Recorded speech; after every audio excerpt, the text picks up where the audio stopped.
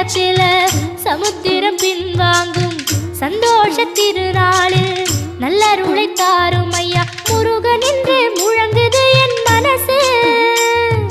கடலை போல உன் கருணை பெருசு.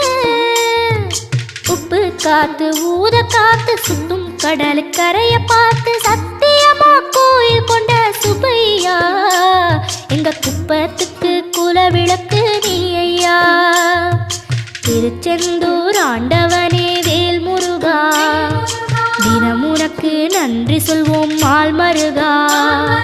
திருவடியில் தவம் இருப்போம் திருமுருகா. தீர்ப்பெழுது நலமெனவே வடிவ